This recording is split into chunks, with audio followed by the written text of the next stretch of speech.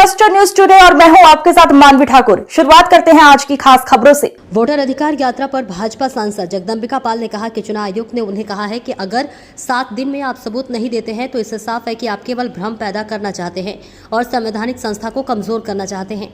आज उनकी कई राज्यों में सरकार है। अखिलेश यादव उत्तर प्रदेश में इतनी सीटें जीत कर आए हैं कि ये कैसे जीते हैं। संसद सत्र चल रहा है और वे बिहार घूम रहे हैं। उनको लोकतंत्र में आस्था नहीं है। बिहार में सड़क पर लोगों में भ्रम फैलाने की कोशिश कर रहे हैं।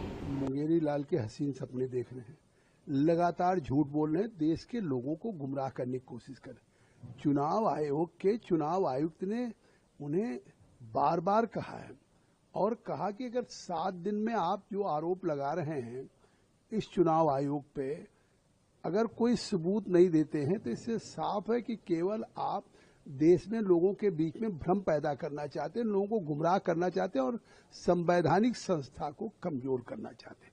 अब एक चुनाव आयुक्त अगर देश का जो उस देश के चुनाव की प्रक्रिया से आखिर खुद जीत के आए हैं, राहुल गांधी आखिर खुद उनकी सरकार है तेलंगाना में, हिमाचल में, कर्नाटका में, आज अखिलेश यादव की 47 सीटें जीती हैं। तो ये चुनाव में किस से जीते? उसी चुनाव आयोग के निष्पक्ष चुनाव से जीते हैं, उस प्रक्रिया से जीते हैं। फिर भी झूठे आरोप लगा रहे हैं लोगों के बीच में लगातार। खुद बिहार घूम रहे हैं, लोकसभा चल रहा है, उनको लोकसभा के प्रति भी आस्था नहीं है, लोकतंत्र के प्रति भी आस्था नहीं, न संविधान के प्रति आस्था।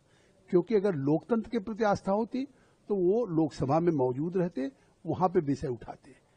लेकिन केवल बिहार के चुनाव में सड़कों पे लोगों को भ्रम फैलाने की कोशिश कर रहे हैं।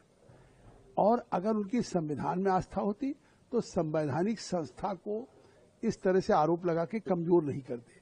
अगर कोई आरोप है, उसमें कोई सच्चाई है तो उसके सबूत देते।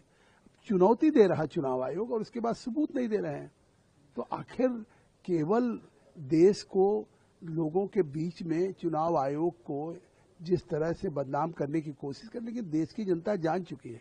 इसके पहले भी उन्होंने कई यात्राएं किया, भारत जोड़ो, लेकिन देश की जनता ने परिणाम क्या दिया?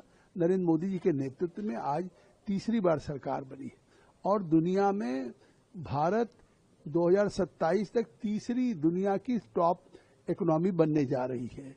आज आप देख रहे हैं कि अगर पुतिन और ट्रंप की बातचीत हो रही है तो पुतिन बातचीत के बाद भारत को के प्रधानमंत्री को अवगत करा रहे हैं।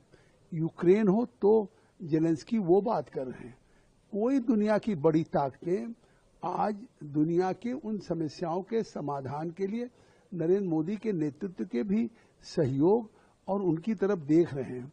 तो ऐसे नेतृत्व को आखिर देश में कोशिश कर रहे हैं और ये कह रहे हैं कार्रवाई होगी किस पे? आखिर अगर आज वो सांसद हैं तो अपनी सांसद की भूमिका तो निभाएं, लेकिन केवल चुनाव आयोग पे झूठे आरोप को हिट करना और रन करना, तो हिट एंड रन